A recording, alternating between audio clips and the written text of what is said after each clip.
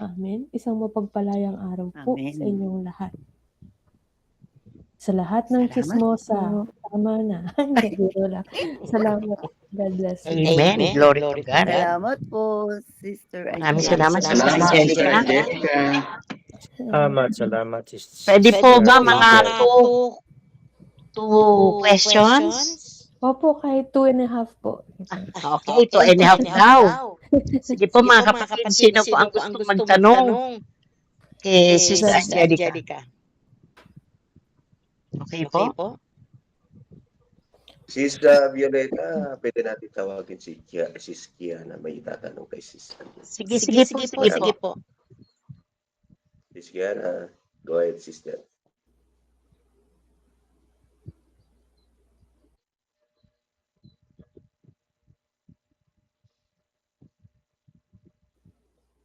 Sister Rihanna.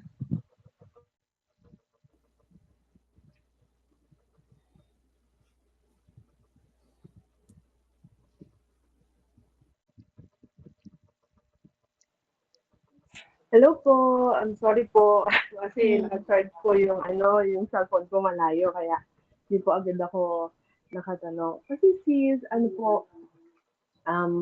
marami po talaga akong question ngayon about sa kasi di ba, ako po as a Catholic, marami po akong naririnig or nakikita. Gusto ko pong lumawak yung knowledge ko sa Catholic. So ngayon po kasi tulad po nung about po ngayon po nag-aaral tayo about sa Bible. Gusto ko lang po maliwanagan, ano po ba yung about po sa follow what is written on the Bible and follow what we know. Tulad po, for example, kasi po ang sinasabi, meron po akong nakita na there are some na ginagawa natin na mga Katoliko pero wala po sa Bible. Like po yung ganon. Thank you po. Ayan, Sister Kina. Naku, napaka ganda po ng tanong nyo and naniniwala ho ako na kung kayo po mabigyan ng pagkakataon na makausap si Brother Ike, naku, maraming input yan, ano? Pero basically, yan po ay lagi nating naririnig sa ating mga kapatiran o kapatid na nasa ibang relihiyon. Sinasabi po na marami daw po tayong mga ritual as Catholics na hindi naman nasusulat sa Bible. Unang-una ho, ang basis po ng pananampalataya natin ay hindi lang naman ho sa Biblia matatagpuan. Kasi hindi naman po lahat 100% ng mga bagay ay nasusulat po sa Biblia. Kasi kung yun po ang basihan, tayo po'y mahihirapan. No? Kagaya yung mga bagay na practical na ginagawa natin sa araw-araw na pamumuhay, yung wala naman po sa, ito po medyo piloso po ng konti, but I just want us to go to the context na we don't have to take things literally, no? Hindi naman po sinasabi sa atin o sinasabi ng Biblia na ang ating katawan ay binubuo ng maraming cellulites, maraming organs, no? Pag sinabi natin gano'n at tayo ay tapos yung mga doktor na kinasihan ng talino ng Panginoon, na binigyan ng gift ng Panginoon para manggamot, ay hindi natin pinapaniwalaan kasi hindi naman nasusulat sa Biblia. Parang hindi naman po yun fair. Diba? Kasi hindi naman po lahat matatagpuan sa Biblia. Actually, ang basis po ng pananampalataya natin ay hindi lamang po nakabase sa nasusulat. Ito din po ay nakabase sa ating kasaysayan, sa ating kultura, at sa ating pagkatao. So, hindi po natin kinakailangan i-take things yung mga bagay-bagay na literally. Lalong-lalo na po, halimbawa, ito pa po ang isang halimbawa, isa pa sa mga kinu-question nila sa atin, tayo daw po ay sumasamba sa mga santo at sa mga rebulto, which is mali. Kasi hindi po tayo sumasamba sa mga santo, hindi po tayo sumasamba sa mga rebulto. Minsan nagkakaroon lang po ng maling indikasyon kasi may mga kapatid po tayo na parang ganun ang pinapakita. Pero sa totoo lang, Yung po ay representation lamang ng ating pananampalataya.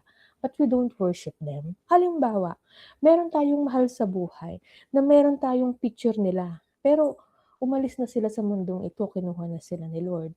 No? At kapag nakikita natin yung picture nila, dahil sa sobrang pagmamahal natin sa kanila, hindi po ba yung picture na yon minsan nahalikan natin, nayayakap natin?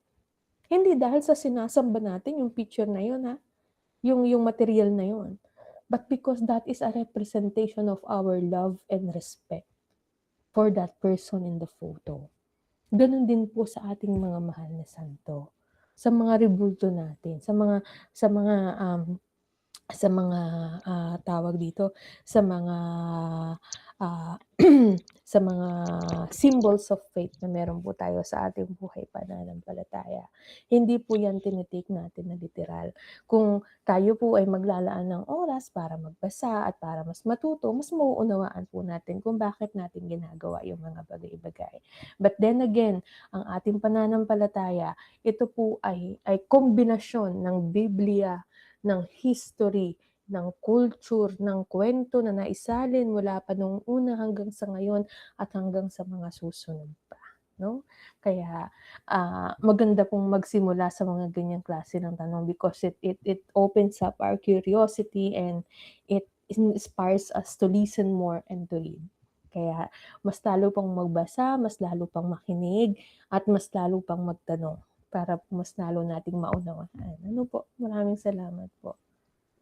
Malawak pong usapin yun, pero unti-unti mauunawaan natin. And I believe if you really wanna understand, the Lord Himself will reveal them to you. It takes time, but you'll get there. It's gonna come. Amen. Thank you po. Thank you po sa paliwanag. Maraming salamat po. Salamat po. Thank you, Sister Tina Risa. Ang ganda din ng sagot ni Sister Angelica. Marami tayong napulot, mga kapatid. Sige po, sino pa ang magtatanong? Miss Bioli, ako, mabilis. Sige po. Jeff? Hello, Sis Angelica. Yes, Nagpapasalamat ako sa salita ng Diyos na kasing talim ng tabak. Masakit At ako, hindi, mas maganda, gusto ko nasasaktan ako. Ibig sabihin, may pakaramdam at may konsensya at aware na talagang may mga bagay na dapat talagang ayusin.